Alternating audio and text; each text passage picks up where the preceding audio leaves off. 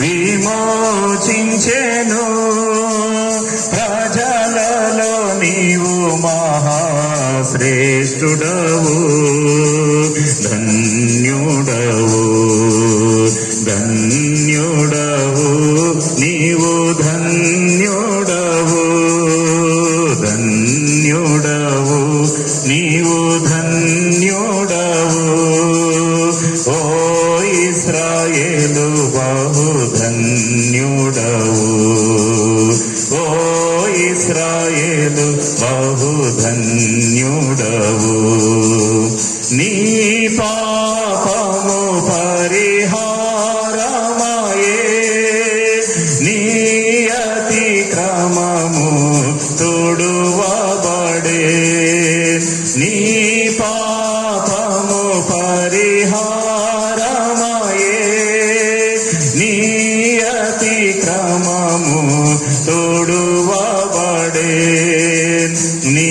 నిర్దోషియని నిన్నెంచే ప్రభు, నిర్దోషియని నిన్నెంచే ప్రభు. ఆత్మలో కపటము లేదనెను, ఆత్మలో కపటము లేదనెను. ధన్యుడవు నీవు, ధన్యుడవు ధన్యుడవు నీవు, ధన్యుడవు.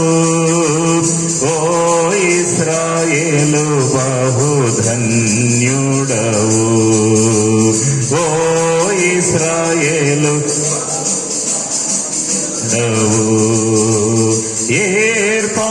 ఏర్పరచబడిన ధన్యుడవు. దారి చేరితివి నీ ప్రభు కడకు, ఏర్పరచబడిన ధన్యుడవు. దారి చేరితివి నీ ప్రభు కడకు. చేర్చెను తన మందిరములోనా, చేర్చెను తన మందిరములోనా. తృప్తి పరచే దాని సమృద్ధి చే, తృప్తి పరచే దాని సమృద్ధి చే. ధన్యుడవు నీవు, ధన్యుడవు ధన్యుడవు నీవు, ధన్యుడవు. ఓ ఇశ్రాయేలు బహు ధన్యుడవు, ఓ ఇశ్రాయేలు బహు ధన్యుడవు. ఆఖరి వచనం. యెహోవాయే ఉత్తముడాని రుచి చూచి మరి ప్రభు నెరిగి. యెహోవాయే ఉత్తముడాని రుచి చూచి మరి ప్రభు నెరిగి. మహోన్నతుని ఆశ్రయించి, మహోన్నతుని ఆశ్రయించి ఆరాధించు నీవు ధన్యుడవు, ఆరాధించు నీవు ధన్యుడవు. ధన్యుడవు నీవు, ధన్యుడవు ధన్యుడవు నీవు, ధన్యుడవు. ఓ ఇశ్రాయేలు బహు ధన్యుడవు, ఓ ఇశ్రాయేలు బహు ధన్యుడవు. యెహోవాయే నిన్ను విమోచించెను, యెహోవాయే నిన్ను విమోచించెను. ప్రజలలో నీవు మహాశ్రేష్ఠుడవు, ధన్యుడవు ధన్యుడవు నీవు ధన్యుడవు, ధన్యుడవు నీవు ధన్యుడవు. ఓ ఇశ్రాయేలు బహు ధన్యుడవు, ఓ ఇశ్రాయేలు బహు ధన్యుడవు.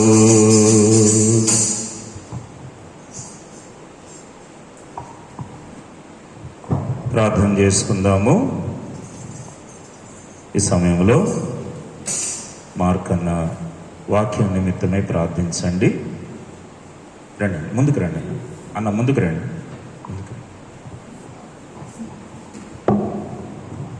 దేవుని వాక్యం ద్వారా దేవుడు మనందరితో మాట్లాడున్నట్లుగా ప్రార్థన చేసుకుందాం.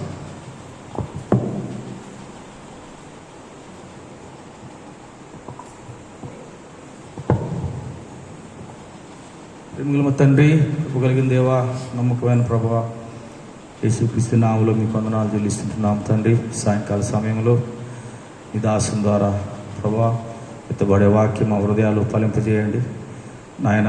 నమ్మదగిన దేవుడు తండ్రి, రాకడ సమయంలో ఉన్నాం కనుక తండ్రి ప్రభువా, ఈ వాక్యం ద్వారా మా అందరితో మీరు మాట్లాడండి. ఈ వాక్యం ద్వారా మమ్మల్ని కట్టండి ప్రభువా. మేము తండ్రి నీకు నమ్మకస్తులంగా ఈ లోకంలో జీవించడానికి నీ మెండైన ప్రభు దయచేయండి. ఈ వాక్యంలో తండ్రి నడిచే భాగ్యం మాకు దయచేయమని వందనములు కృతజ్ఞత ఆస్తుతులతో యేసు ప్రభు నామమున వేడుచున్నాము తండ్రి, ఆమేన్.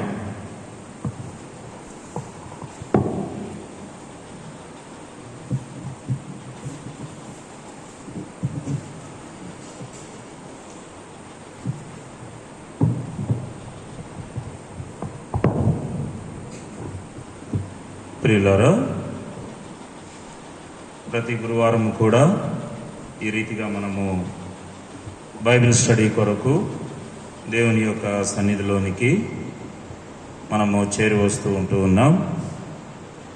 ఈ రోజున కూడా దేవుడు ఈ రీతిగా మంచి శ్రేష్టమైనటువంటి సమయాన్ని బైబిల్ స్టడీ నిమిత్తమై దేవుడు మనకు అనుగ్రహించాడు. ప్రియులారా, ఈ యొక్క బైబిల్ స్టడీ ఈ రోజున మరి మనము చేరువచ్చినటువంటి ఈ సమయాన్ని బట్టి ప్రభువునెంతో ఈ యొక్క బైబిల్ స్టడీ విషయమై ప్రభువునెంతో స్తుతిస్తూ ఉంటూ ఉన్నాను. బైబిల్ స్టడీ కొరకై మనము ధ్యానించేటువంటి అంశం, ధ్యానిస్తూ ఉన్న అంశం చెప్పండి, ఏంటంటే అంశం ఏంటి? ధన్యులు కదా. మనం ధ్యానించేటువంటి అంశము, ధ్యానిస్తూ ఉన్న అంశము ధన్యులు. ఇంతవరకు కూడా ధన్యులు అనేటువంటి అంశం మీద 2 టాపిక్స్ మనము ధ్యానం చేశాం. ధన్యులు అనే అంశం మీద. ప్రియులారా, ఏంటి ఒకసారి మనం చదువుకుందామా ఆ 2 విషయాలు కూడా? మొట్టమొదటి విషయం, ధన్యులు అనేటువంటి అంశం మీద మనం ధ్యానించినటువంటి మొదటి సంగతి ఏంటి? యోహాను రాసినటువంటి ప్రకటన గ్రంథము 1వ అధ్యాయము 3వ వచనం చదవండి ఎవరైనా. యోహాను రాసినటువంటి ప్రకటన గ్రంథము 1వ అధ్యాయము 3వ వచనం దయచేసి ఎవరైనా చదవండి అమ్మా బిగ్గరగా. సమయము సమీపించినది గనుక ఈ ప్రవచన వాక్యములు చదువువాడును వాటిని విని ఇందులో వ్రాయబడిన సంగతులను గైకొనేవారు ఎవరంట? ధన్యులు. కాబట్టి ఎవరు ధన్యులు? మొట్టమొదటిదిగా మనం గమనించినట్లయితే దేవుని యొక్క వాక్యమును చదివేవాడు, తర్వాత వినేవాడు, ఆ యొక్క వాక్యములో వ్రాయబడినటువంటి సంగతులను గైకొనేటువంటి వారు ఎవరంట? ధన్యులు. ఇది మొదటి విషయంగా మనము ధ్యానం చేశాం. రెండవదిగా మనం చూసిన సంగతి ఏంటి? కీర్తనల గ్రంథములో 119వ కీర్తన, కీర్తనల గ్రంథము 119వ కీర్తన 2వ వచనాన్ని మనము ధ్యానం చేశాం. చూడండి, 119వ కీర్తన 2వ వచనములో ఎవరు ధన్యులు? ఆయన శాసనములను గైకొనుచు పూర్ణ హృదయముతో ఆయనను వెదకువారు ధన్యులు. రెండవదిగా ఎవరు ధన్యులు అనంటే పూర్ణ హృదయముతో దేవునిని వెదకేటువంటి వారు ధన్యులు. కనుక మొదటి విషయము, దేవుని వాక్యము చదివి విని అందులో వ్రాయబడిన సంగతులను గైకొనేవారు ధన్యులైతే, రెండవ విషయం ఏంటి అనంటే పూర్ణ హృదయముతో ఆయనను వెదకేటువంటి వారు ధన్యులు. కనుక ఈ యొక్క టాపిక్స్ మనము బైబిల్ స్టడీలో గత ధ్యానాలలో మనం ధ్యానిస్తూ వచ్చాం. ఈ రోజున ప్రియులారా మూడవ విషయాన్ని మనం ధ్యానం చేద్దాం. మూడవదిగా మనము ఎప్పుడు ధన్యులము అని చెప్పి దేవుని వాక్యం సెలవిస్తుంది అనంటే, చూడండి, మూడవదిగా మనం చూస్తే సామెతల గ్రంథము 28వ అధ్యాయం, సామెతల గ్రంథము 28వ అధ్యాయము 14వ వచనము. దయచేసి చదవండి ఎవరైనా. సామెతల గ్రంథము 28:14. నిత్యము భయము కలిగి ప్రవర్తించువాడు ధన్యుడు. ఎవరంటే ధన్యులు చెప్పండి. మూడవదిగా ఎవరు ధన్యులు? ఈ రోజున ఇక్కడికి వచ్చి కూర్చున్నటువంటి మనము, ఇక్కడికి వచ్చి దేవుని వాక్యం వినటానికని చెప్పి వచ్చినటువంటి మనము ఎప్పుడైతే భయము కలిగి ప్రవర్తించేటువంటి వారిగా ఉంటామో అప్పుడు మనం ఏమవుతాం చెప్పండి? ధన్యులము అని చెప్పి వాక్యము సెలవిస్తూ ఉంది.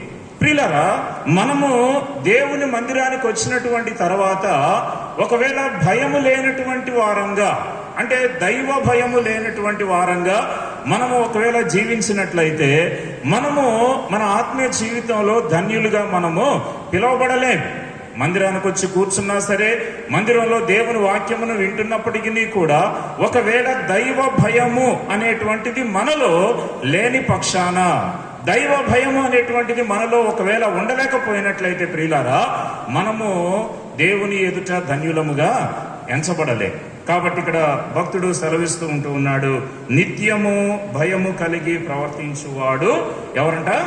ధన్యుడంట. ధన్యులుగా వాళ్ళు పిలువబడుతూ ఉంటారు. ఈ రోజున మనము దేవుని భయముతో మనము జీవించగలుగుతూ ఉన్నామా? దేవుని భయముతో మనము ఉండగలుగుతూ ఉన్నామా? ప్రియులారా, భయము మానవుని యొక్క జీవితంలోనే కాదు, ప్రతి జీవి విషయంలో కూడా, ప్రతి జీవి కూడా తన జీవితంలో రకరకాలైనటువంటి భయాలను ప్రతి జీవి కూడా కలిగి ఉంటూ ఉంటుంది. చూడండి, అనారోగ్య పరిస్థితి వచ్చింది అని అంటే, అమ్మో ఏమైపోతుందో ఏమో, నాకేం జరుగుతుందో ఏమో, నేను బ్రతుకుతానో ఏమో, నేను బ్రతుకుతానో లేదో అనేటువంటి భయం. పిల్లలు పెద్దవాళ్ళు అవుతూ ఉంటున్నారు అని అంటే వాళ్ళ యొక్క, ప్రత్యేకంగా ఆడపిల్లల యొక్క తల్లిదండ్రులు భయపడుతూ ఉంటూ ఉంటారు కదా. పిల్లలు పెద్దవాళ్ళు అయిపోతూ ఉంటున్నారు, వాళ్ళ భవిష్యత్తు ఏంటి, వాళ్ళ యొక్క వివాహ విషయం ఏంటి అనేటువంటిది ఒక భయం. అప్పుల సమస్యలలో ఉన్నటువంటి వారికి ఒక రకమైనటువంటి భయం. 1వ తారీఖు వస్తుంది అని అంటే ఎక్కడ అప్పులోడు మళ్ళా ఎంటపడతాడో, ఎక్కడ అప్పులోడు మళ్ళా ఎదురవుతాడో అని చెప్పి అదొక భయం. అంటే మానవుని జీవితంలో రకరకాలైనటువంటి భయాలు చోటు చేసుకుంటూ ఉంటాయి. కానీ ఇక్కడ ధన్యతను గురించినటువంటి భయము ఏంటి అని అంటే ఈ భయాల గురించి కాదు అక్కడ మాట్లాడుతుంది. ఏ భయం అంటే అది దేవుని భయం.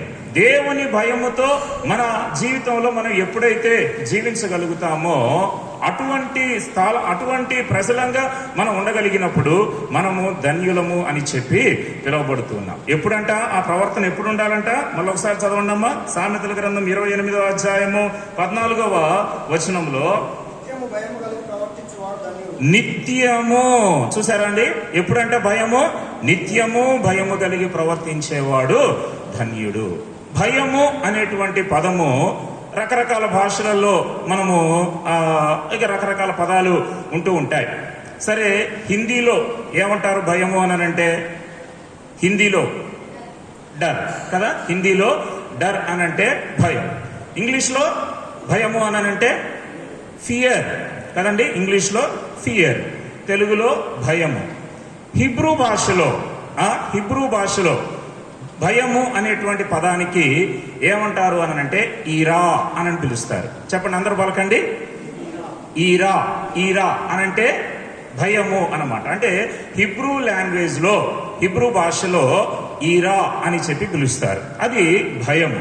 తర్వాత గ్రీకు భాష ఉందనుకోండి, గ్రీకు భాష ఈ ఎందుకు నేను చెప్తూ ఉంటున్నాను అని అంటే, ఒకసారి చూడండి బైబిల్ గ్రంథంలో మొదటి భాగంలో మనము గమనించినట్లయితే పాత నిబంధన గ్రంథము అని చెప్పి అక్కడ రాయబడి ఉంటుంది.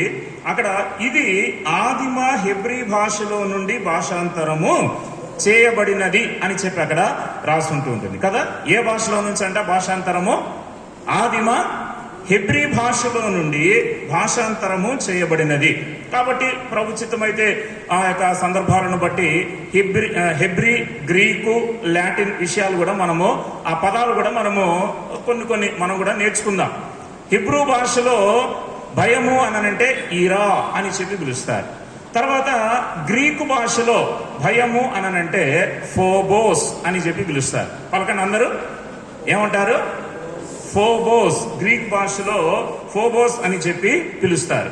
తర్వాత లాటిన్ భాషలో భయము అనంటే టీమోర్ అని చెప్పి పిలుస్తారు.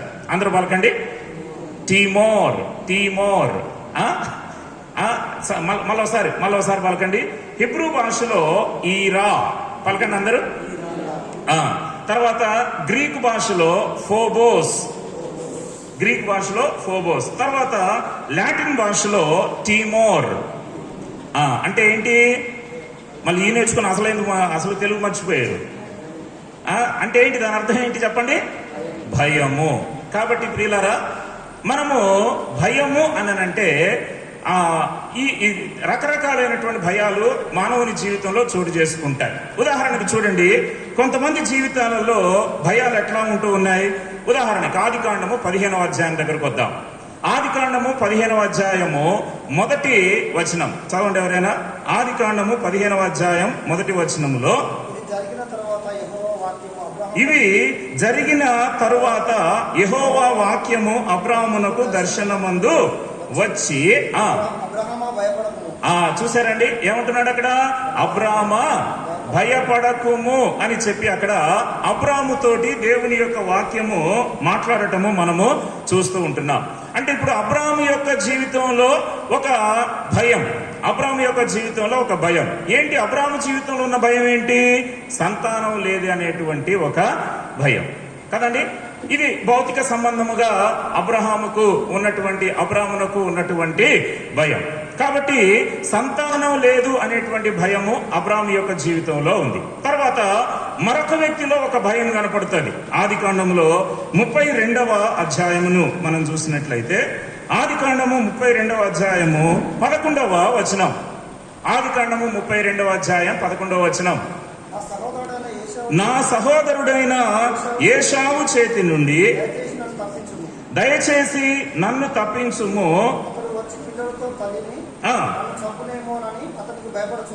చూసారా ఏమంటున్నాడు ఇక్కడ? యాకోబుకు ఒక రకమైన ఒక భయం ఏంటంట? నా సహోదరుడైన ఏశావు చేతి నుండి దయచేసి నన్ను తప్పించుము, అతడు వచ్చి పిల్లలతో తల్లిని నన్ను చంపునేమో అని అతనికి భయపడుచున్నాను అని అన్నాడు. అంటే యాకోబు ఎవరికి భయపడుతున్నాడు అక్కడ? ఏశావునకు భయపడుతూ ఉన్నాడు. ఏమైనా చేస్తాడేమో అనేటువంటి ఒక భయం. చూసారండి, అబ్రాములోనేమో సంతానము లేదు అనేటువంటి భౌతిక సంబంధమైనటువంటి భయం. తర్వాత యాకోబు యొక్క జీవితంలో కూడా తన సహోదరుడు ఏమైనా చేస్తాడేమో అనేటువంటి ఒక భయం. తర్వాత సమూయేలు మొదటి గ్రంథంలోనికి వస్తే, సమూయేలు మొదటి గ్రంథము 18వ అధ్యాయం, సమూయేలు మొదటి గ్రంథము 18వ అధ్యాయములో ఇక్కడ ఒక వ్యక్తి భయపడుతున్నట్లుగా మనం చూస్తూ ఉంటాము. 15వ వచనం, సమూయేలు మొదటి గ్రంథం 18వ అధ్యాయం 15వ వచనములో, దావీదు మిగుల సుబుద్ధి గలవాడై ప్రవర్తించుట సౌలు చూచి మరి అధికముగా అతనికి భయపడెను. చూసారా, మరి అధికముగా అతనికి భయపడ్డాడు. ఎవరంట భయపడింది ఇక్కడ? సౌలు భయపడ్డాడు. ఎవరిని చూసి భయపడ్డాడు? దావీదును చూసి, దావీదును బట్టి. అంటే దావీదు ఆ సుబుద్ధి కలిగి ప్రవర్తిస్తూ ఉంటే, దేవుడు దావీదునకు తోడుగా ఉంటూ ఉంటే, ఇవన్నీ కూడా సౌలు గమనిస్తూ ఉంటున్నాడు. గమనించండి ప్రియులారా, దావీదు మిగుల సుబుద్ధి గలవాడై ప్రవర్తించుట సౌలు చూచి మరి అధికముగా అతనికి భయపడెను. సౌలుకు దావీదు విషయంలో భయం. తర్వాత ఇంకా చూడండి, దినవృత్తాంతముల 2వ గ్రంథము 20వ అధ్యాయం, 2వ దినవృత్తాంతములు 20వ అధ్యాయములో 3వ వచనాన్ని చదవండి. ఇక్కడ ఒక రాజుకు భయం కలుగుతుంది. ఎవరైనా 2వ దినవృత్తాంతములు 23వ వచనం. అందుకు యెహోషాపాతు భయపడి యెహోవా యొద్ద విచారించుటకు మనస్సు నిలుపుకొని యూదా అంతటా ఉపవాస దినము ఆచరింపవలెనని చాటింపగా. ఎవరికండి భయం ఇక్కడ? ఎవరికి భయం కలిగింది? యెహోషాపాతునకు. అలర్ట్ గా ఉండండి, వాక్యం వినేటప్పుడు శ్రద్ధ వహించండి. మధ్య మధ్యలో క్వశ్చన్స్ అడిగినప్పుడు దయచేసి ఆన్సర్స్ మీరు చెప్పడానికి ప్రయత్నం చేయాలి. అలర్ట్ గా ఉండాలి వాక్యం వినేటువంటి సమయంలో. ఇక్కడ ఎవరికంటే భయం కలుగుతుంది? యెహోషాపాతునకు భయం. ఏంటి తనకు ఏర్పడినటువంటి భయం ఏంటి? తనకు కలిగిన భయం ఏంటంటే మొదటి వచనంలో ఎవరు వచ్చారు అక్కడికి? ఇది అయిన తర్వాత మోయాబీయులను, అమ్మోనీయులను, మెయోనీయులలో కొందరును దండెత్తి యెహోషాపాతు మీదికి వచ్చిరి. 3 రకాలైనటువంటి సామ్రాజ్యాలు, 3 రకాలైనటువంటి రాజ్యాలు దండెత్తి వచ్చినప్పుడు యెహోషాపాతు ఏం పడ్డాడంట? భయపడ్డాడు. చూడండి ప్రియులారా, యెహోషాపాతుకు ఈ రకమైన ఈ సందర్భంలో భయం కలిగింది. తర్వాత మత్తయి సువార్తలోనికి వద్దాం. 14వ అధ్యాయము, మత్తయి రాసినటువంటి సువార్త 14వ అధ్యాయము 30వ వచనము. మత్తయి సువార్త 14వ అధ్యాయం 30వ వచనములో పేతురుకు ఇక్కడ భయం కలిగింది. ఏంటిది ఆ భయము? చూడండి, గాలిని చూచి భయపడి మునిగిపోసాగి. పేతురు జీవితంలో దేనికంట భయం కలిగింది? అక్కడ గాలిని చూసినందుకు భయం కలిగిందంట. ఎవరైనా చూసారా అమ్మా గాలిని? భూపాలపల్లి వాళ్ళు ఎవరైనా చూసారా ఎప్పుడైనా గాలిని? అంటే అక్కడ దాని అర్థం ఏంటి అని అంటే, తన కాన్సన్ట్రేషన్ గాలి వైపుగా వెళ్ళినప్పుడు ఆటోమేటిక్ గా ఏం కలిగిందంట? భయం కలిగింది. గాలి అలానే ఉంది, తుఫాను అలాగనే ఉంది, అలలు ఆ రీతిగానే ఉంటూ ఉన్నాయి. కానీ తన దృష్టి యేసు ప్రభు వైపుగా ఉన్నంత వరకు కూడా అదే నీళ్ల మీద తాను నడవగలిగాడు. ఎప్పుడైతే కాన్సన్ట్రేషన్ అటువైపు డైవర్ట్ అయిపోయిందో గాలి వైపు, ఆ తర్వాత ఆటోమేటిక్ ఏమైపోయాడు? ఏ నీళ్ల మీదైతే నడవగలిగినాడో అదే నీళ్లలో తాను మునిగిపోతూ ఉన్నాడు. కాబట్టి ప్రియమైనటువంటి వాళ్ళారా, ఇవన్నీ కూడా వాళ్ళ జీవితాలలో ఆయా సందర్భాలలో చోటు చేసుకున్నటువంటి భయాలు. అబ్రాహాముకేమో సంతానము లేదనేటువంటి భయాన్ని మనం చూస్తూ ఉంటున్నాం ఆదికాండం 15వ అధ్యాయంలో. యాకోబుకేమో ఆదికాండం 32వ అధ్యాయంలో నా సహోదరుడైన ఏశావు ఏమైనా మరి వచ్చేసి ఏమైనా చేస్తాడేమో అనేటువంటి ఒక భయము ఆ యొక్క యాకోబు జీవితంలో మనం చూస్తున్నాం. సమూయేలు మొదటి గ్రంథం 18వ అధ్యాయంలో సౌలు దావీదునకు భయపడటాన్ని చూస్తూ ఉన్నాం. దినవృత్తాంతముల 2వ గ్రంథం 20వ అధ్యాయంలో యెహోషాపాతు 3 రాజ్యాలకు భయపడిపోవటాన్ని అక్కడ మనము చూస్తూ ఉంటున్నాం. ఈ రీతిగా మనం ఇక్కడ గమనిస్తే మత్తయి సువార్త 14వ అధ్యాయంలో పేతురు గాలిని చూచి భయపడుతూ ఉన్నాడు. ఈ రీతిగా ప్రియులారా, మానవుని యొక్క జీవితంలో కుటుంబ పరిస్థితులను బట్టి కావచ్చు, లేకపోతే అనారోగ్య పరిస్థితులను బట్టి కావచ్చు, ఆర్థిక ఇబ్బందులను బట్టి కావచ్చు, ప్రతికూలమైనటువంటి వాతావరణాన్ని బట్టి కావచ్చు, ప్రతికూలమైనటువంటి వ్యక్తులను బట్టి కావచ్చు, ఎదుర్కొనేటువంటి ప్రతికూల సమస్యలను బట్టి కావచ్చు, ప్రియులారా మానవుడు రకరకాలుగా భయపడుతూ ఉంటాడు. అయితే ఇప్పుడు సామెతల గ్రంథంలో మనం చదువుకున్నటువంటి భయము అంటే ధన్యత కలిగినటువంటి భయం, ధన్యుడిగా పిలువబడాలి అని అంటే నీవు కలిగి ఉండవలసినటువంటి భయము ఈ భయాల గురించి కాదు అక్కడ చెప్తుంది భక్తుడు. ఈ భయాల గురించి కాదు, మా అన్నయ్య నన్ను ఏమన్నా చేస్తాడేమో, లేకపోతే నాకు సంతానము లేదే అనేటువంటి భయము. కనుక ఈ రీతిగా భౌతిక సంబంధమైనటువంటి భయాల గురించి కాదు అక్కడ మాట్లాడుతుంది భక్తుడు. ఏ భయం కలిగి ఉండాలి? మానవుని యొక్క జీవితంలో ప్రాముఖ్యంగా ఒక వ్యక్తి మరి తన జీవితంలో ఏ భయము కలిగి ఉండాల్సినటువంటి అవసరం ఉంది అని అంటే చూడండి, లూకా రాసినటువంటి సువార్తలో 23వ అధ్యాయాన్ని మనం చూస్తే, లూకా రాసినటువంటి సువార్త 23వ అధ్యాయము 40వ వచనము. 23వ అధ్యాయం 40వ వచనం. అయితే రెండవ వాడు వాడిని అయితే రెండవ వాడు వానిని గద్దించి, నీవు అదే శిక్షణ విధిలో ఉన్నావు, నీవు అదే శిక్షా విధిలో ఉన్నావు గనుక. దేవునికి భయపడవా. అబ్బా, చూసారా? ఎవరికంట భయపడాల్సింది? దేవునికి భయపడవా, దేవునికి భయపడవా. ఎవరండి ప్రశ్నిస్తుంది? ఎవరు మాట్లాడుతుంది అక్కడ? రెగ్యులర్ గా మందిరానికి పోయేటోడు కాదు మాట్లాడుతుంది. రెగ్యులర్ గా బైబిల్ స్టడీలకి, ప్రేయర్ మీటింగ్లకి అటెండ్ అయిన వాడు కాదు మాట్లాడుతుంది. ఎవరు? ఒక బందిపోటు దొంగ. ఒక బందిపోటు దొంగ తన జీవితంలో దేవునికి వ్యతిరేకంగా జీవించినటువంటి వాడు, తన జీవితంలో ఒక పాపముతో నిండినటువంటి వ్యక్తిగా జీవించినటువంటి వాడు, తన జీవితాన్ని బట్టి, తనలో ఉన్న పాపపు జీవితాన్ని బట్టి ఇప్పుడు శిక్షను అనుభవిస్తూ ఉంటున్నటువంటి వాడు ఆఖరి సమయాలలో, ఆఖరి క్షణాలలో, ఇంకా కాసేపట్లో చనిపోతాను అనేటువంటి నా నిశ్చయితలోనికి వచ్చినటువంటి తర్వాత ఇప్పుడు ఈ వ్యక్తి మాట్లాడుతున్నాడు. ఏమని? నీవు దేవునికి భయపడవా. తన స్నేహితునితోటి మాట్లాడుతున్నాడు, మొదటి దొంగతోటి మాట్లాడుతూ ఉన్నాడు. ప్రియులారా, ఈ రెండవ వాని పేరు మనము గమనించినట్లయితే, తన పేరు బైబిల్ చరిత్ర ప్రకారంగా డిస్మస్ అని చెప్పి గతంలో కూడా మీకు తెలియపరిచాను. ఈ రెండవ దొంగ పేరు ఏంటి అనంటే డిస్మస్. మొదటి దొంగ పేరు ఏంటి అనంటే గెస్టాస్. గెస్టాస్ మొదటి దొంగ పేరేంటి? గెస్టాస్. ఈ మొదటి దొంగ ఎటువైపు ఉన్నాడు అనంటే ఎడమ వైపు ఉన్నాడు. మొదటి దొంగ ఎడమ వైపు ఉన్నాడు.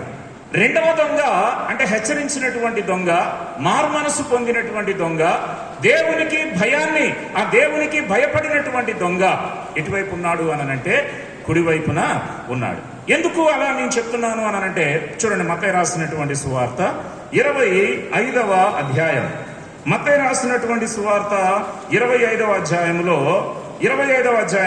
34వ వచనాన్ని చూడండి. మత్తయి సువార్త 25వ అధ్యాయము 34వ వచనం. అప్పుడు రాజు తన కుడివైపున ఉన్నవారిని చూచి,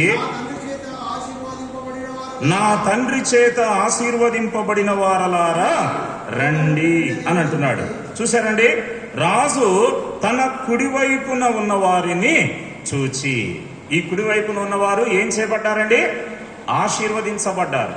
తండ్రి చేత, పరలోకపు తండ్రి చేత ఆశీర్వదించబడినటువంటి వారు. వీరికి ఇప్పుడు ఒకటి స్వతంత్రించుకోండి అని యేసు ప్రభు అక్కడ దేవుడు చెప్తూ ఉంటున్నాడు. ఏమనంటున్నాడు చూడండి, నా తండ్రి చేత ఆశీర్వదింపబడిన వారలారా రండి, లోకము పుట్టినది మొదలుకొని మీ కొరకు సిద్ధపరచబడిన రాజ్యమును ఏం చేయాలి? స్వతంత్రించుకోవాలి. మీ కొరకు సిద్ధపరచబడిన రాజ్యము. యేసు ప్రభు ఆ రెండవ దొంగతో పలికిన మాట ఏమన్నాడు?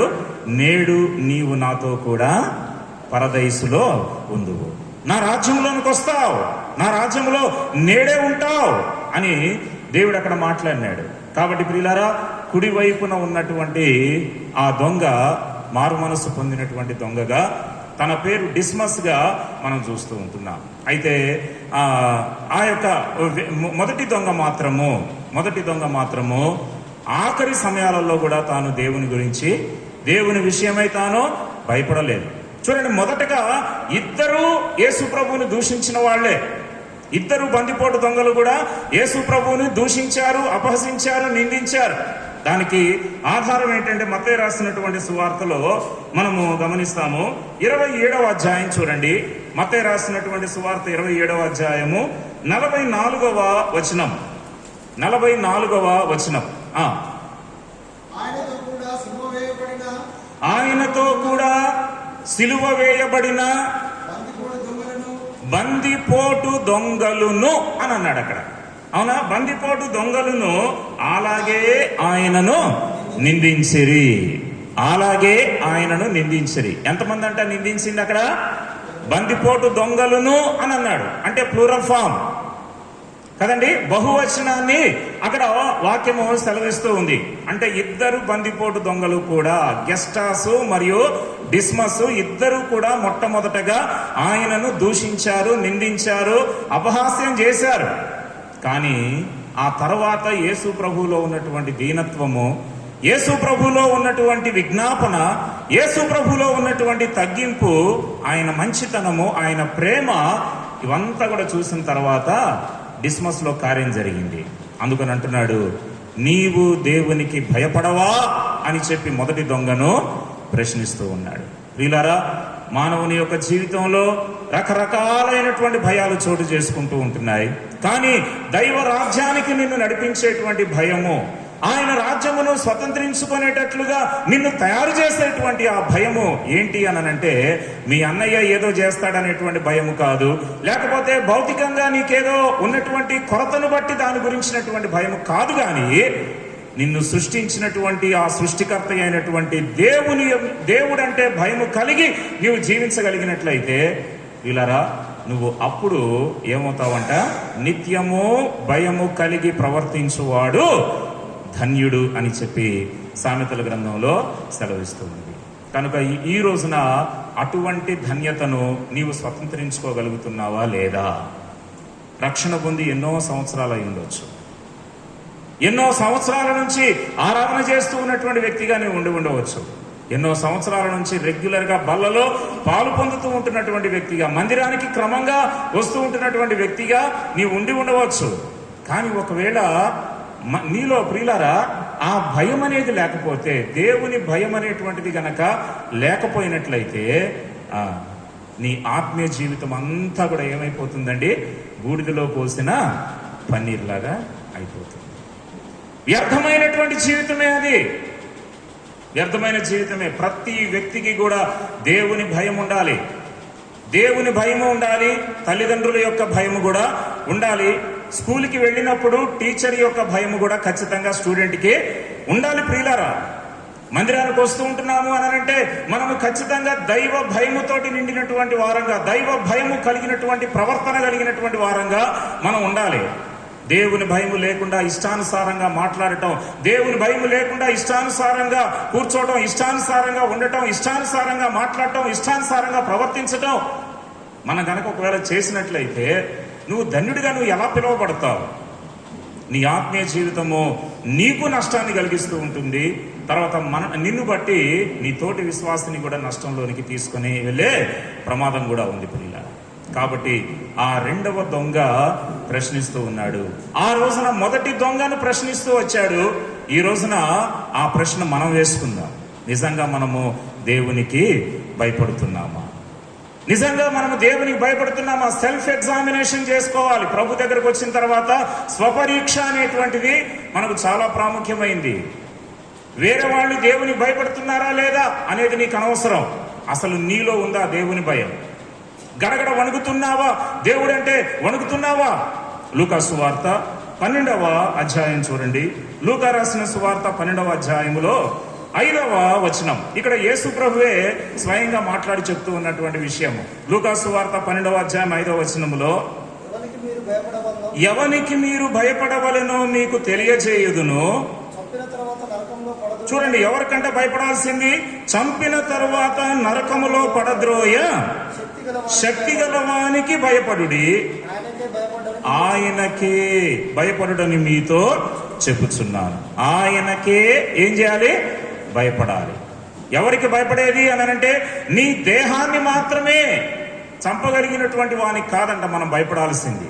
ఎవరికి అనంటే, ఎవనికి మీరు భయపడవలెనో మీకు తెలియజేయుదును, చంపిన తర్వాత నరకములో పడద్రోయే శక్తి గల వానికి భయపడుడి, ఆయనకే భయపడుడి అని చెప్పంటున్నాడు. దేవునికే నువ్వు భయపడేటువంటి వ్యక్తిగా నువ్వు ఉండాలి. కారణం ఏంటి అనంటే, మనుషుడు నీ దేహాన్ని మాత్రం ఏమైనా చేయగలుగుతాడేమో, నీ దేహాన్ని ఒకవేళ చంపగలుగుతాడేమో, కానీ నీ ఆత్మ విషయంలో మాత్రము చూడండి, నీ ఆత్మను నరకానికి పంపేటువంటి అధికారము ఏ మనిషికి కూడా లేదు. ఆ శక్తి ఎవరికి కూడా లేదు. ఎవరో శక్తిమంతుడు అనంటే, నిన్ను పరలోకం పంపాలన్నా నరకానికి పడద్రోయాలన్నా సరే ఆ సర్వశక్తిమంతుడు నిన్ను సృష్టించిన ఆ సృష్టికర్తే, ఆ దేవుడే.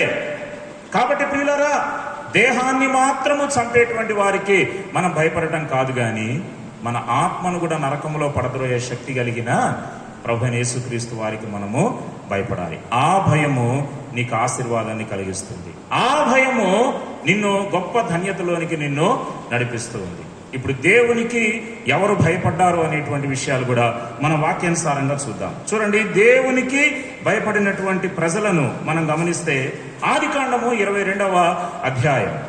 ఆదికాండము 22వ అధ్యాయములో దేవునికి భయపడినటువంటి వాడు 12వ వచనంలో మనకు కనబడతాడు.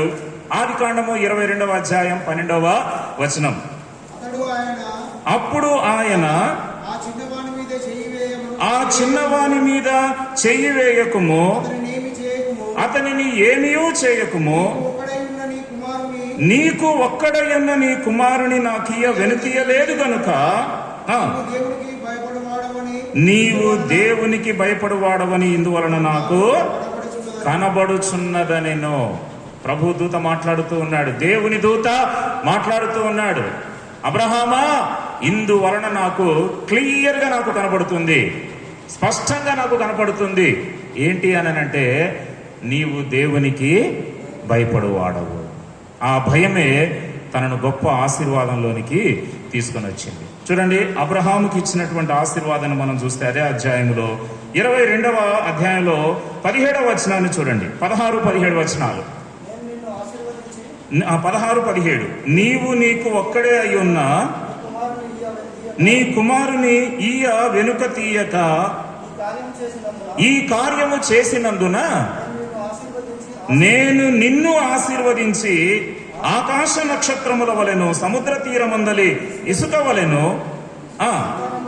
నీ సంతానమును నిశ్చయముగా విస్తరింపజేసేదను. నీ సంతతి వారు తమ శత్రువుల గవిని స్వాధీనపరచుకొందురు.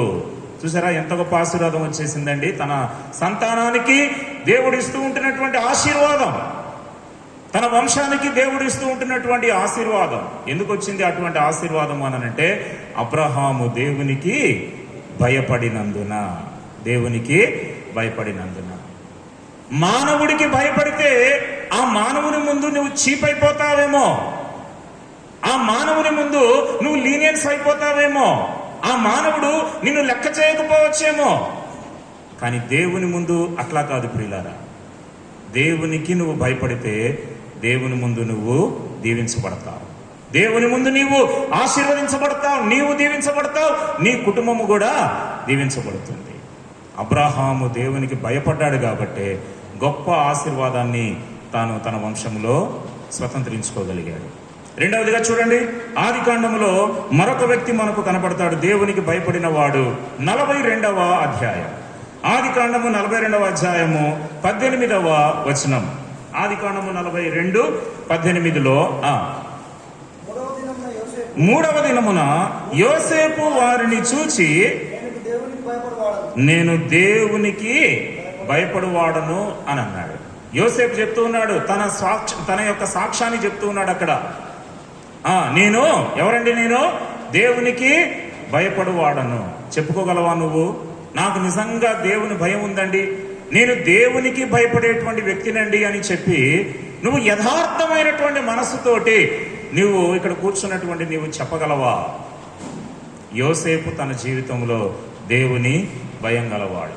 అందుకనే చూడండి ప్రియులారా, పాపము తనను వెంటాడినప్పటికీ కూడా, పాపము తనను ప్రేరేపిస్తూ ఉంటున్నప్పటికీ కూడా, మనుషులు ఎవరు చూడట్లేదులే అని చెప్పి తాను అనుకోలేదు. కానీ దేవుడు నన్ను చూస్తున్నాడనేటువంటి భయంతో తాను ఉండగలిగాడు.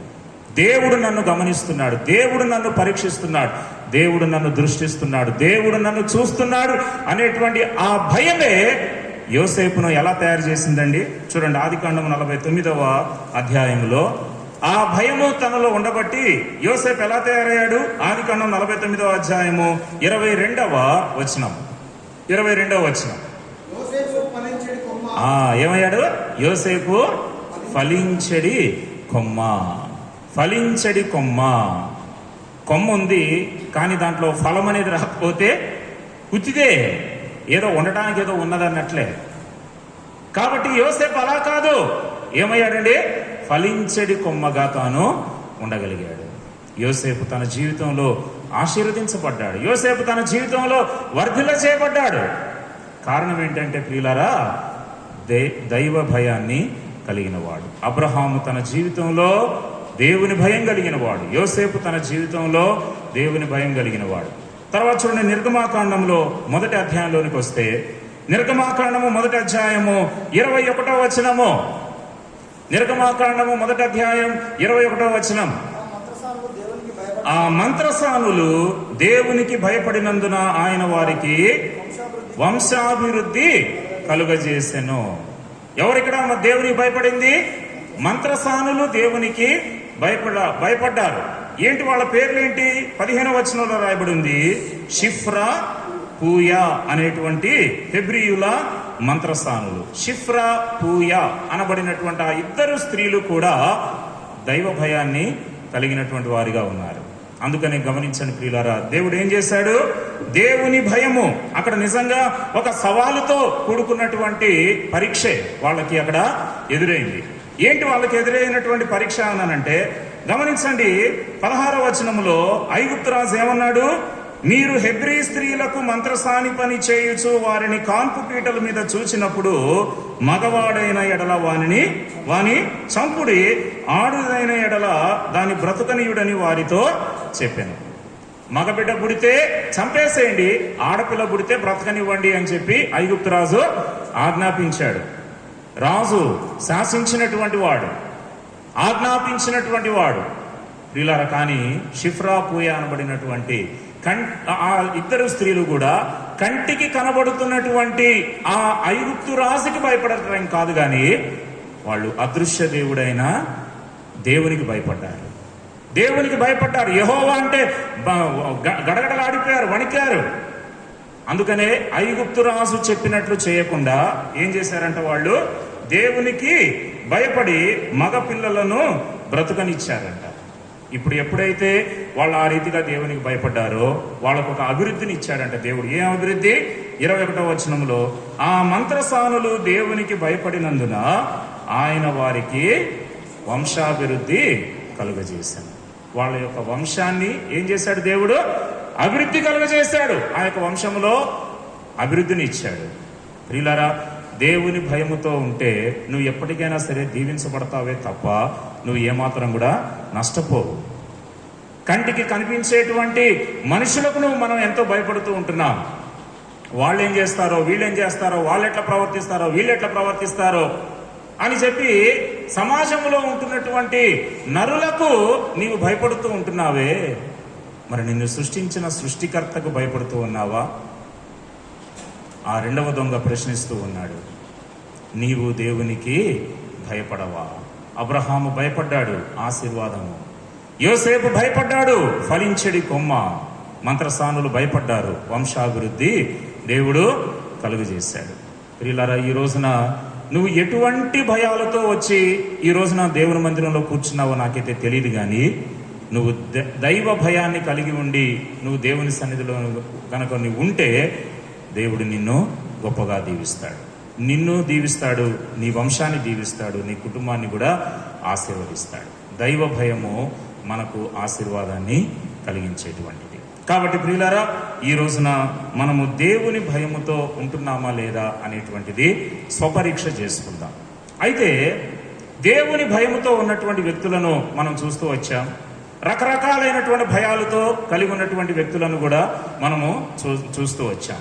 ఈ రోజున అసలు మనం దేవునికి భయపడుతున్నామా లేదా అనేటువంటిది స్వపరీక్ష మనం చేసుకోవాలి అని అంటే, దేవునికి భయపడేవాడు ఎలా ఉంటాడు?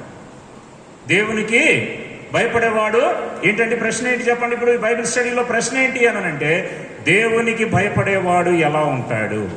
అలా ఉంటే నువ్వు కూడా ఎవరికి భయపడుతున్నట్లు? దేవునికి భయపడుతున్నట్లు. చెప్పండి, దేవునికి భయపడేవాడు అంటే ఎలా ఉంటాడు? తెల్ల చొక్కా తెల్ల ప్యాంట్ వేసుకొని ఉంటాడా? దేవునికి భయపడేవాడు బుద్ధిమంతుల్లాగా ఎప్పుడు మందిరంలో కూర్చుంటాడు అని చెప్పేసి అని అంటారా? లక్షణాలు ఉండాలి. తెల్ల చొక్కా తెల్ల ప్యాంట్ వేసుకొని ఉన్నంత మాత్రాన నువ్వు దేవునికి భయపడుతున్నావు అని చెప్పి అనటానికి లేదు. భౌతికంగా నువ్వు బైబిల్ పట్టుకొని మందిరానికి వస్తున్నంత మాత్రాన, బైబిల్ బ్యాగ్ వేసుకొని వస్తున్నంత మాత్రాన నువ్వు దేవుని భయపడుతున్నావు అని అనటానికి లేదు. దేవునికి భయపడేవాడికి కొన్ని లక్షణాలు ఉన్నాయి. ఆ లక్షణాలు ఈ రోజున నీలో ఉంటే నువ్వు దేవుని భయముతో ఉన్న వ్యక్తివి. ఏంటో చూద్దాం రండి. దేవునికి భయపడేవాడు కలిగి ఉండేటువంటి లక్షణాలు. ఆ లక్షణాలు మనలో ఉన్నాయా లేదా ఒకసారి స్వపరీక్ష మనము చేసుకుందాం.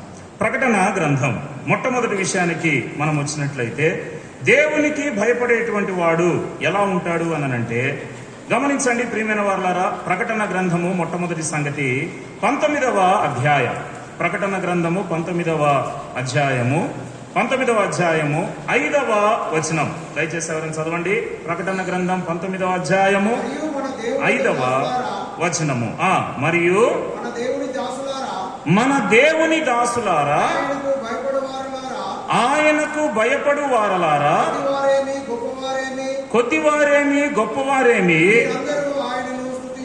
అది ఏం చేయాలి? మీరందరూ ఆయనను స్తుతించుడి అని చెప్పుచున్న ఒక స్వరము సింహాసనమునొద్ద నుండి వచ్చెను. బైబిల్ గ్రంథంలో ప్రకటన గ్రంథము రెండవ రాకడ గురించి తెలియజేసేటువంటి విషయంలో, తీర్పును గురించి తెలియజేసే విషయంలో, పరలోక మహిమలో మనం ఎలా ఉంటామో అనేటువంటి సంగతులు తెలియజేసేటువంటి విషయంలో, నరకంలో గనక పోతే అక్కడ ఎలా ఉంటుంది మన పరిస్థితి అని తెలియజేసేటువంటి విషయంలో ఒక ప్రాముఖ్యమైన గ్రంథం ప్రియులారా, ప్రకటన గ్రంథం. భక్తుడైనటువంటి యోహానుకు పద్మాసు ద్వీపంలో ఇవ్వబడినటువంటి ప్రత్యక్షత ఇది. చూసారా ఏమంటున్నాడండి ఇక్కడ?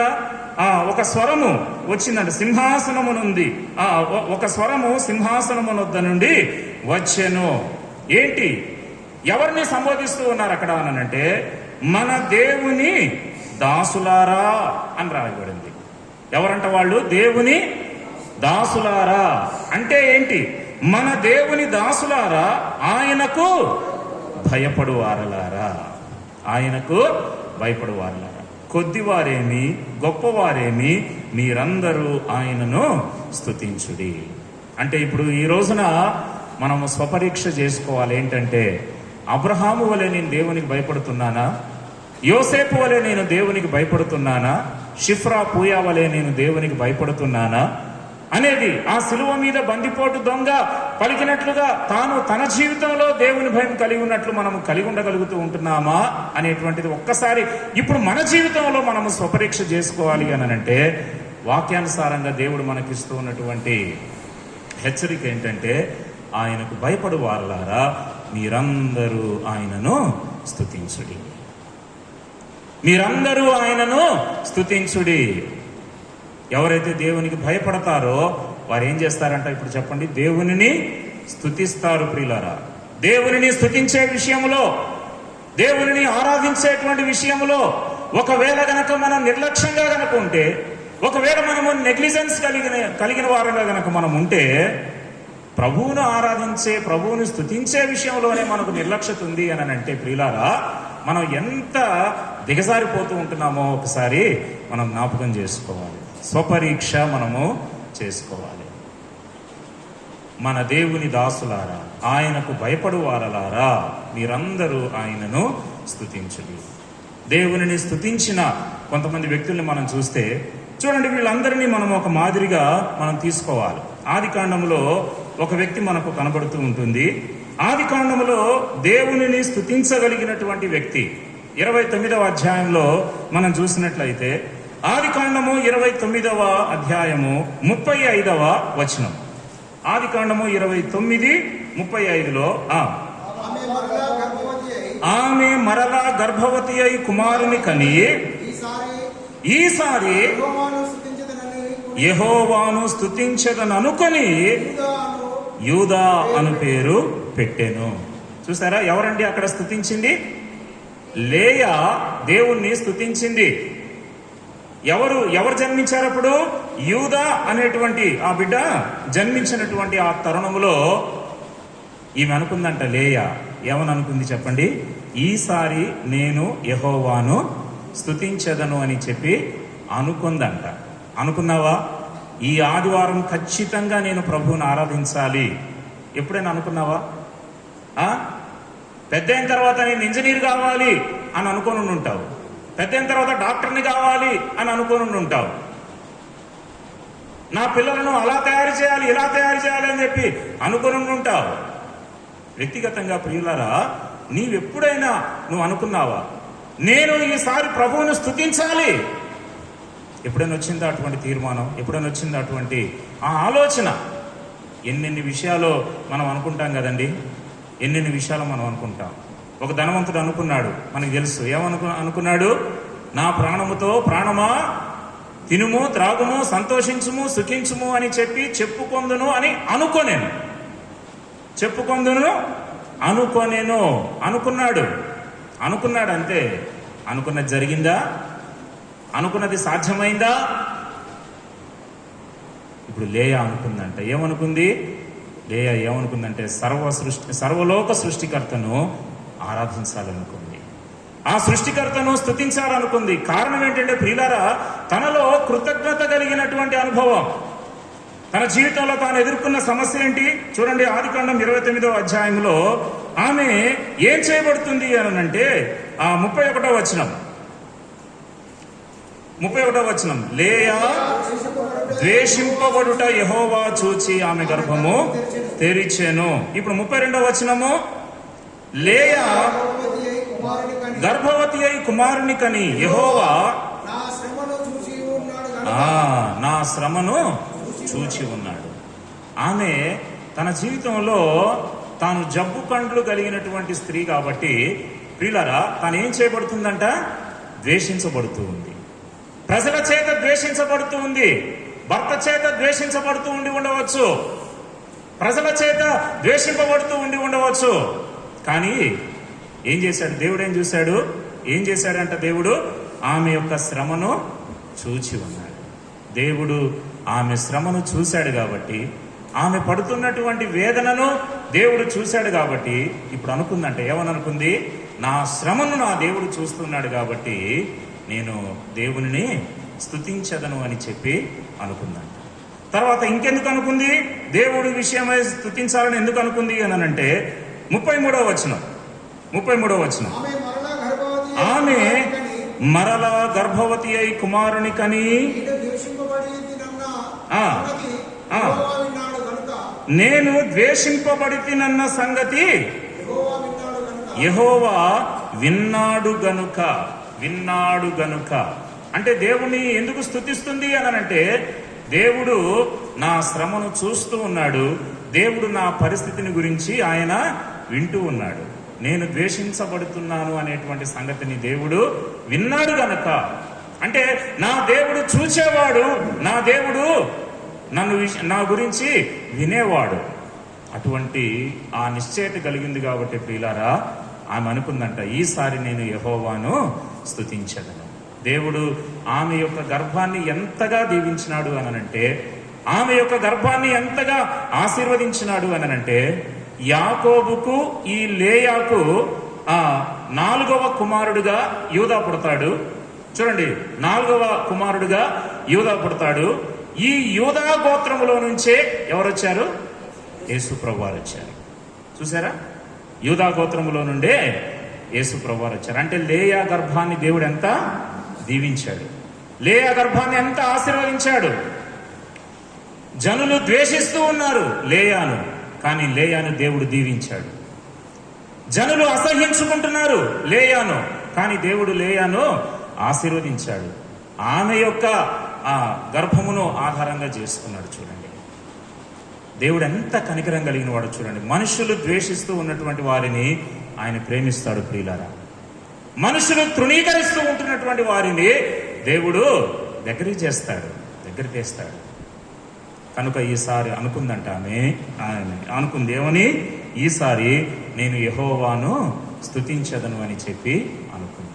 లేయా జీవితంలో ప్రభువును స్తుతించేటువంటి లక్షణాన్ని మనము గమనించగలుగుతాం.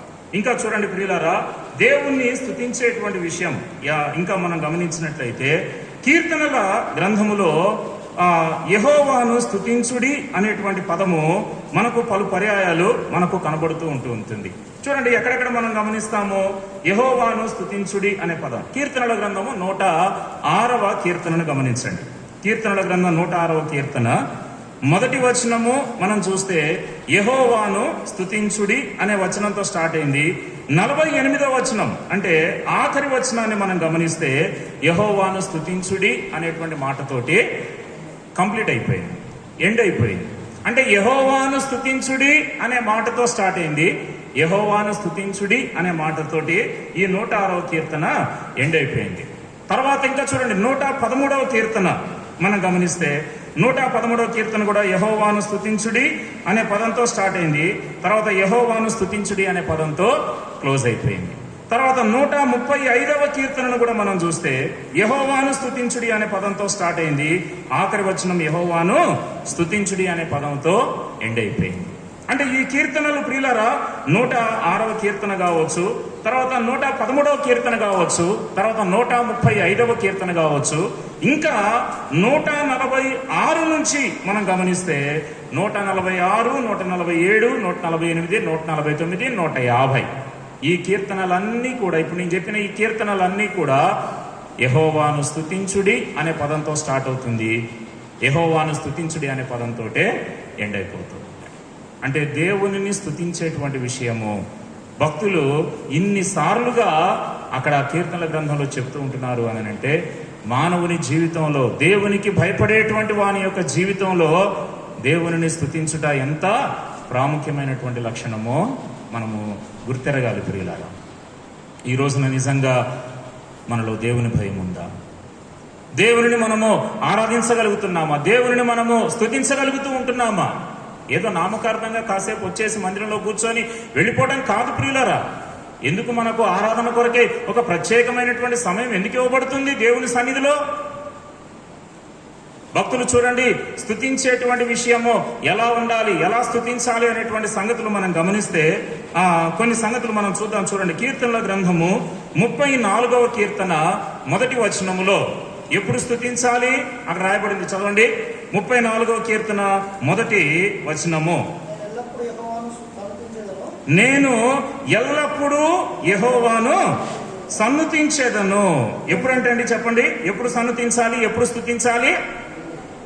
ఎల్లప్పుడూ ప్రభువును స్తుతించాలి, ఎల్లప్పుడూ ప్రభువును సన్నుతించాలి, ఎల్లప్పుడూ ప్రభువును సన్నుతించాలి. అంటే నీకు ఎటువంటి పరిస్థితి వచ్చినా, పరిస్థితులన్నీ నీకు అనుకూలముగా ఉన్నా, పరిస్థితులన్నీ ఒకవేళ ప్రతికూలముగా ఉన్నా నువ్వేం చేయగలగాలి? ప్రభువును స్తుతించగలగాలి, ఎల్లప్పుడూ ప్రభువును స్తుతించాలి. తర్వాత ఇంకొక తీర్మానం 104వ కీర్తన 33వ వచనం. 104వ కీర్తన 33వ వచనం. ఆ స్తుతి విధానం అనేది ఎప్పటి వరకు కొనసాగాలి అని అంటే 104వ కీర్తన 33వ వచనం. నా జీవిత కాలమంతయు నేను యెహోవాకు కీర్తనలు పాడెదను, నేను ఉన్నంత కాలము నా దేవుని కీర్తించదను. ఎప్పటిదాకా మనం స్తుతించాలండి?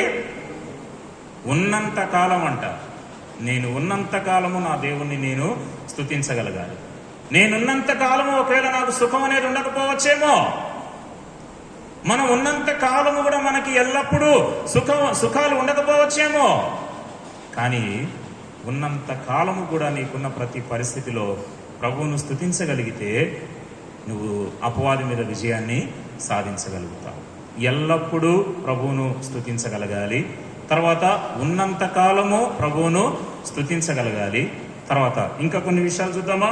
చూడండి, 145వ కీర్తన 2వ వచనం. 145వ కీర్తన 2వ వచనంలో దావీదు యొక్క తీర్మానం చూడండి, అనుదినము నేను నిన్ను స్తుతించెదను. ఎప్పుడెప్పుడంట? అనుదినము అనంట. అనుదినము మనము దేవుణ్ణి స్తుతించగలగాలి ప్రియులారా. అనుదినము మనం చేసేటువంటి పనులు చాలా ఉంటాయి. అనుదినము మనం టిఫిన్ తింటాం, అనుదినము మనం అన్నం తింటాం, అనుదినము కాలకృత్యాలు తీర్చుకుంటాం, అనుదినము స్నానం చేస్తాం, అనుదినము భౌతిక విషయాల కొరకే ఇంతగా మనము పట్టింపు కలిగి ఉంటున్నాం. అయితే దావీదు లాంటి తీర్మానం మనలో ఉందా? అనుదినము నీ నామమును నేను నిన్ను స్తుతించను. ఒక తీర్మానంలోనికి రా ప్రియ.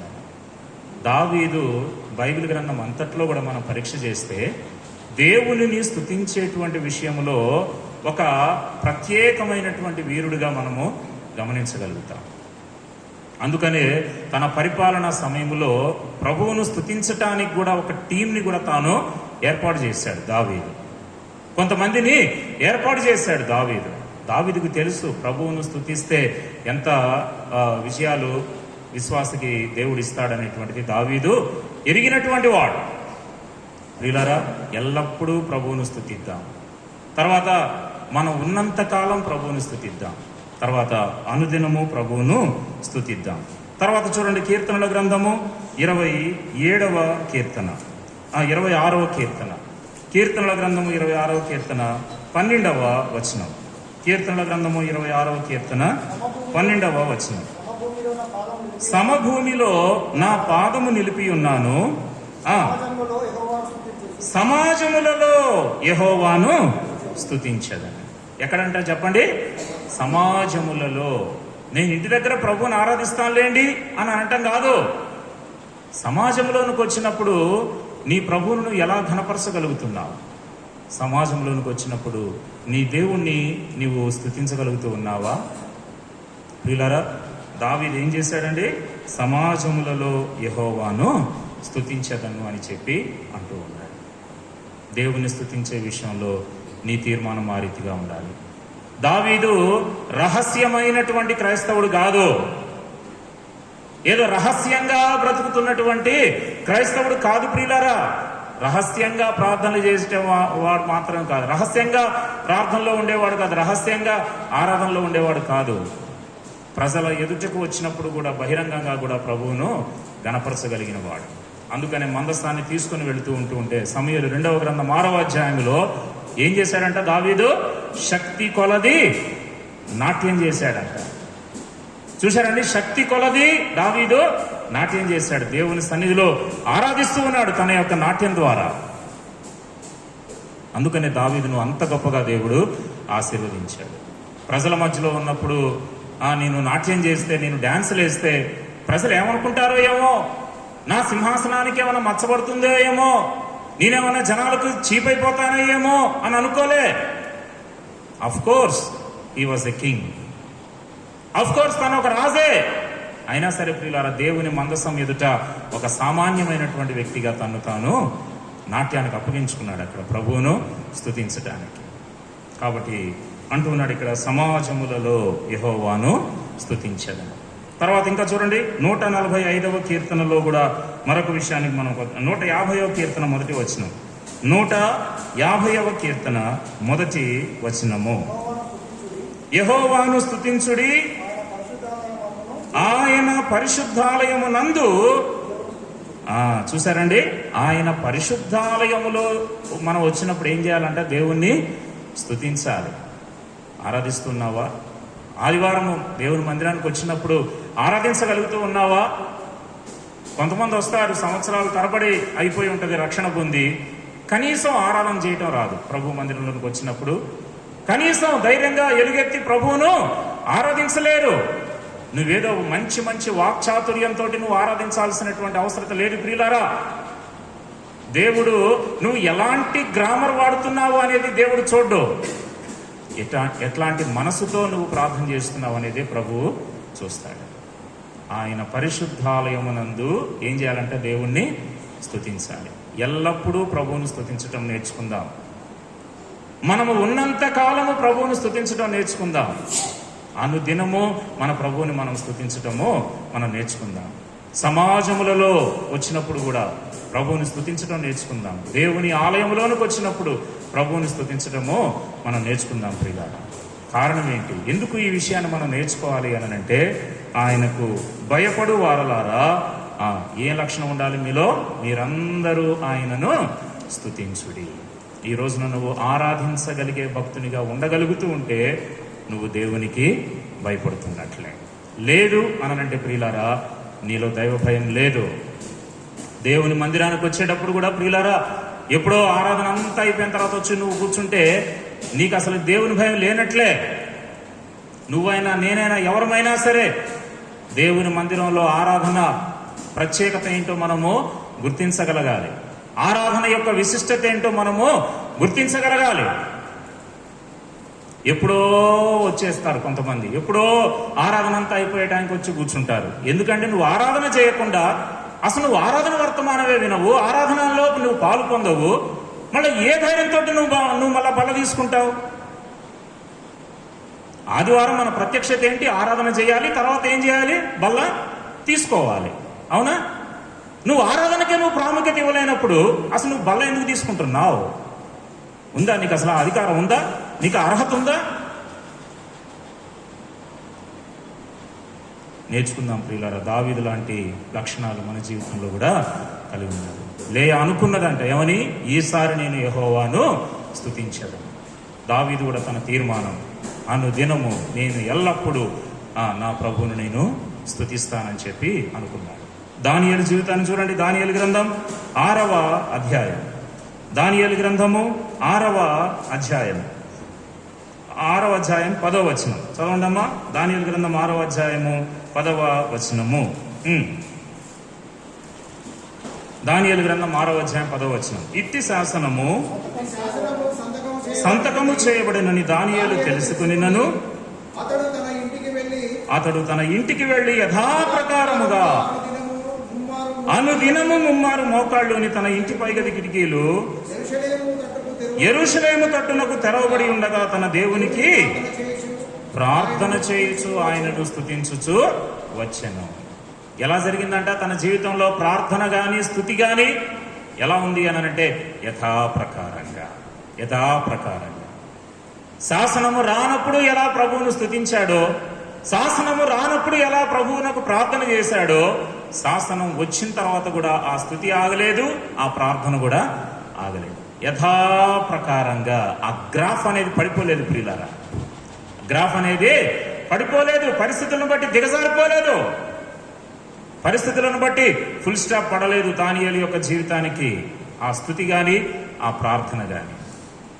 కొన్నిసార్లు విశ్వాసులు చాలా మంది జీవితాల్లో జరుగుతున్నటువంటి విషయాలు నమ్ముకున్నాము అని చెప్పి అనుకుంటారు. కానీ బంధువులను బట్టో లేకపోతే ఇంకా ఏదైనా కొన్ని పరిస్థితులను బట్టో ప్రభువునకు ప్రార్థన చేయటం మానేస్తారు, మందిరానికి రావటం మానేస్తారు, ప్రియులారా దేవుని సన్నిధికి రావటం మానేస్తారు. తర్వాత అసలు దేవునికే దూరం అయిపోతారు. ఈ లక్షణాలకు నువ్వు ఎప్పుడైతే దూరం అవుతూ ఉంటావో గుర్తుపెట్టుకో ప్రియులారా, నెమ్మదిగా నువ్వు దేవునికే దూరం అవుతున్నావు. నేను మందిరానికి రాకపోయినా సరే నాకెప్పుడు దేవుడు నాలోనే ఉంటాడు అని అనుకోవద్దు. అలా అనుకోవద్దు నువ్వు. అట్లాంటప్పుడు ఇంకా మందిరం దేనికి? ఏనా నేను మందిరానికి రాకపోయినా పర్వాలేదండి, నేను నా ఇంట్లోనే ఉంటానండి, కానీ నా దేవుడు నాకు ఎల్లప్పుడు ఇక్కడే ఉంటాడండి అని అంటే మరి మందిరం దేనికి? మందిరం కట్టుకున్న దేనికి? ఏం చేసుకోవడానికి మందిరము? నిర్లక్ష్యంగా ఉండొద్దు ప్రియులారా. దానియేలు తన జీవితంలో పరిస్థితులు ఎలా ఉన్నా సరే ప్రార్థన ఆగలేదు, స్తుతి కూడా ఆగలేదు. దావీదు తన జీవితంలో స్తుతి ఉంది.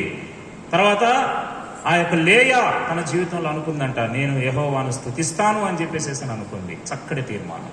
దానియేలు యథాప్రకారంగా ఆ స్తుతి కొనసాగుతూనే వచ్చింది. అపోస్తుల కార్యములు 3వ అధ్యాయంలోనూ కూడా మనం వస్తే, అపోస్తుల కార్యములు 3వ అధ్యాయంలో గమనించండి. 3వ అధ్యాయము 8వ వచనం. వాడు దిగ్గున లేచి నిలిచి నడిచెను,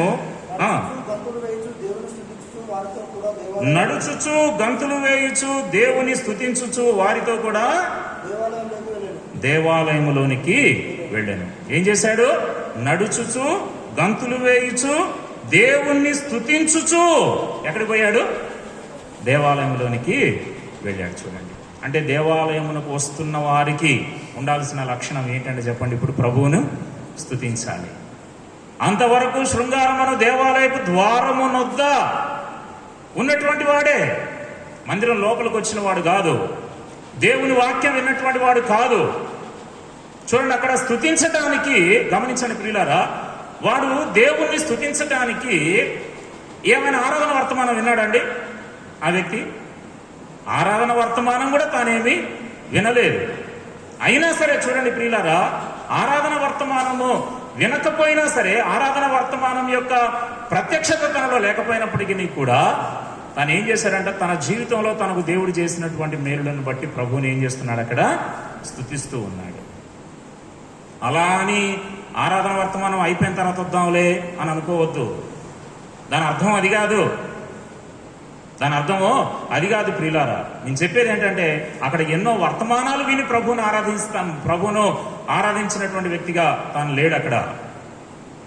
తన జీవితంలో ఏంటంటే ప్రభువు తనకు మేలు చేశాడు, ప్రభువు తనను రక్షించాడు, ప్రభువు తనను నడిపించాడు, ప్రభువు తనను గంతులు వేయించాడు.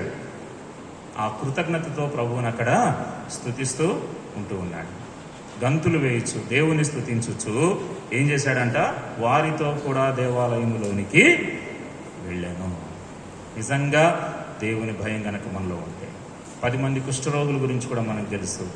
ఒకే ఒక కుష్ఠరోగి మళ్ళీ ఏం చేశాడు? తిరిగి వచ్చి ఆయనకు ఏం చెల్లించాడంట? కృతజ్ఞతాస్తుతులు చెల్లించాడు. తిరిగి వచ్చి ఆయనకు కృతజ్ఞతాస్తుతులు చెల్లించాడు. దావీదు జీవితంలో ఉంది స్తుతి, లేయా జీవితంలో ఉంది స్తుతి, దానియేలు జీవితంలో ఉంది స్తుతి. ఈ యొక్క కుంటివాడి యొక్క జీవితంలో స్వస్థత పొందిన తర్వాత ప్రభువును స్తుతిస్తూ ఉన్నాడు. బాగుపడినటువంటి ఆ కుష్ఠరోగి తన జీవితంలో ప్రభువును స్తుతిస్తున్నాడు. దానియేలు తన జీవితంలో యథాప్రకారంగా దేవుణ్ణి స్తుతించగలుగుతున్నాడు. ఈ రోజున మన లైఫ్లో అటువంటి లక్షణం ఉందా లేదా ఒక్కసారి స్వపరీక్ష చేసుకుందాం. కారణం ఏంటంటే దేవునికి భయపడు వారలారా మీరందరూ ఏం చేయాలి చెప్పండి? ఆయనను స్తుతించాలి. ఒకవేళ మనము స్తుతించే వ్యక్తులుగా మనం లేము అనంటే అసలు మనలో దేవుని భయము లేదు ప్రియులారా. దేవుని భయము లేదు. ఏదో మామూలుగా వస్తున్నాం పోతున్నాం అన్నట్లుగే మన జీవితం ఉంటుందే తప్ప దైవ భయముతో నిండిన జీవితము లేదు.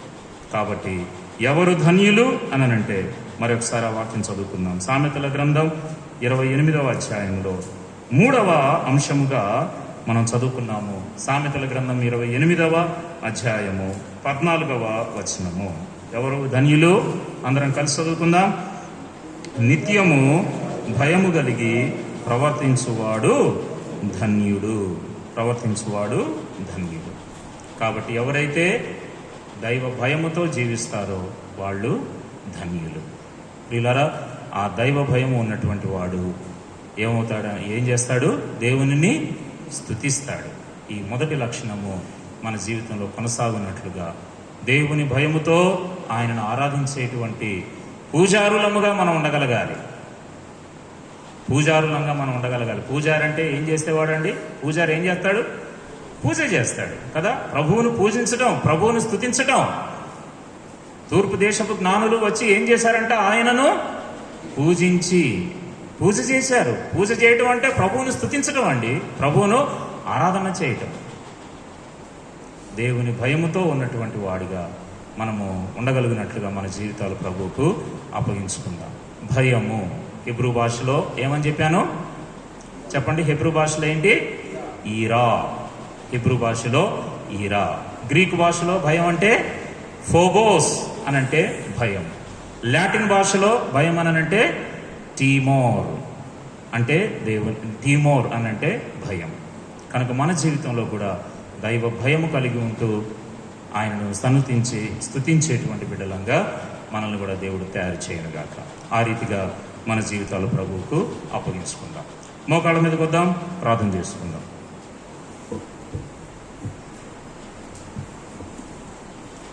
ఈ బైబిల్ స్టడీలో దేవుడు మనతో మాట్లాడిన